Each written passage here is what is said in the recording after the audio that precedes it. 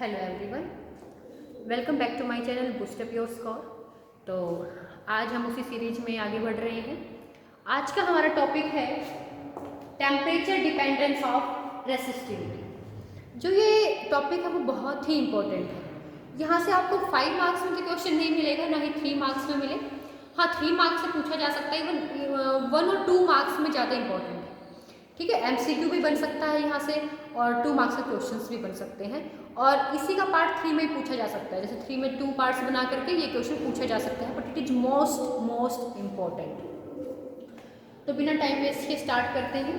Temperature dependence of resistivity. इससे पहले हमने एक फॉर्मूला किया था कि resistivity how it depends on relaxation time.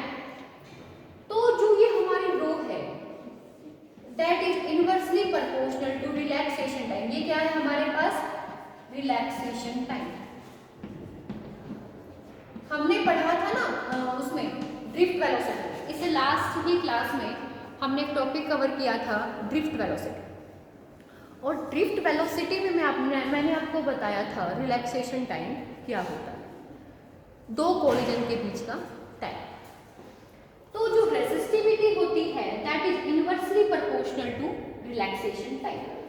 हम मेटल की बात करें, अब हम क्या करेंगे, हमें देखना है how resistivity and temperature depends on each other. हमें रिलैक्सेशन टाइम और रेसिस्टिविटी में रिलेशन नहीं बताना, हमें रेसिस्टिविटी और टेम्परेचर में रिलेशन बताना है, ग्राफ ड्रॉ करना है। तो ग्राफ इज, आप देखेंगे ग्राफ कैसे आता है। रेसिस्टिविटी और रिलैक्सेशन टाइम एक दूसरे के इनवर्सली प्रोपोर्शनल है। As we increase the temperature, जैसे हमारा टेम्परेचर इंक्रीज होगा, टेम्परेचर के इंक्रीज होने से क्या हो जाएगा, रिलैक्सेशन टाइम घटेगा या बढ़ेगा? देखो ये 2 मॉलिक्यूल्स हैं, एक दूसरा मॉलिक्यूल आया इसके साथ यहाँ पर स्ट्राइक किया, उसके बाद यहाँ जाकर के इसके साथ स्ट्राइक करेगा, तो इन दोनों के बीच के टाइम को क्या कहेंगे? Relaxation time. अब हमने टेम्परेचर को बढ़ा दिया, टेम्परेचर को बढ़ा दिया तो इस मॉलिक्यूल की जो स्पीड है वो क्या होगी? स्पीड बढ़ जाएगी, स्पीड इंक्रीज हो जाएगी। तो उसको यहां से यहां जाने में टाइम क्या लगेगा? कम लगेगा।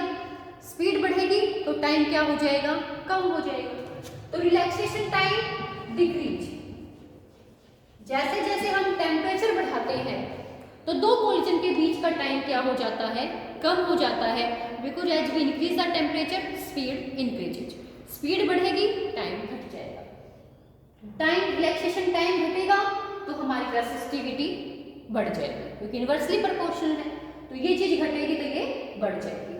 तो रिलैक्सेशन टाइम के घटने से हमारा रेसिस्टिविटी क्या होगी? बढ़ गई। इसका मतलब रेसिस्टिविटी बढ़ी, हम रिलैक्सेशन टाइम तो डिक्रीज हुआ था बट टेम्परेचर को क्या किया था? इंक्रीज।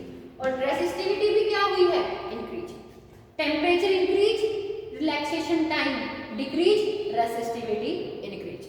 ये 3 चीजें आपको बहुत अच्छे से आनी चाहिए।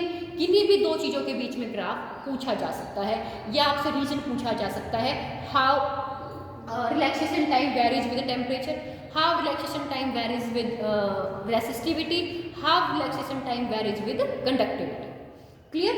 अब वो भी हम डिस्कस करेंगे। तो टेम्परेचर इंक्रीज हुआ, रिलैक्सेशन टाइम डिक्रीज हुआ, रेसिस्टिविटी इंक्रीज। इन 2 में हमें ग्राफ देना।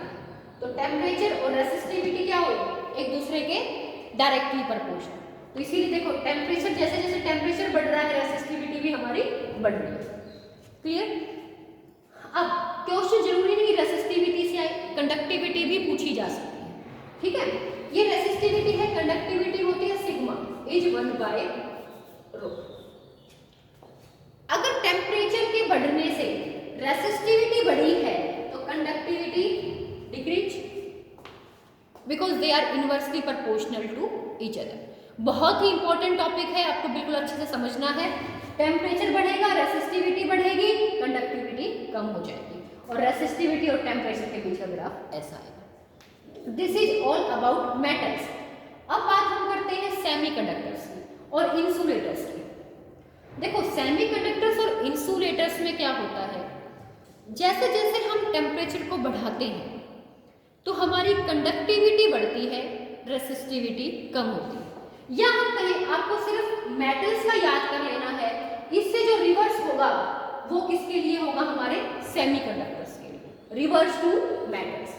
यहाँ पर टेम्परेचर इंक्रीज हुआ, रेसिस्टिविटी इंक्रीज, तो यहाँ पर रेसिस्टिविटी डिक्रीज। टेम्परेचर बढ़ेगा, रेसिस्टिविटी कम होगी। देखो टेम्परेचर बढ़ रहा है, रेसिस्टिविटी मेरी कम हो रही है। अगर रेसिस्टिविटी कम है तो कंडक्टिविटी बढ़ेगी। बस आपको एक केस याद कर लेना है मेटल्स वाला, क्योंकि ये इंपॉर्टेंट है, ज़्यादा पूछा जाता है कि मेटल्स में टेम्परेचर, रिलैक्सेशन टाइम, रेसिस्टिविटी और कंडक्टिविटी कैसे वैरी करते हैं। जस्ट उससे अपोजिट हमारा सेमीकंडक्टर्स और इंसुलेटर के लिए होगा। यहाँ पर टेम्परेचर बढ़ेगा, रेसिस्टिविटी कम, कंडक्टिविटी बढ़ जाएगी। Hope this all will be clear to you. Very important graph we discussed today. और फिर भी आपको अगर कोई डाउट रहता है तो आप कमेंट बॉक्स में पूछ सकते हो। आज के लिए आज हमारा छोटा सा टॉपिक यही था। अगर आपको वीडियोज पसंद आ रही हैं तो kindly subscribe my channel and like and share the videos. Thank you.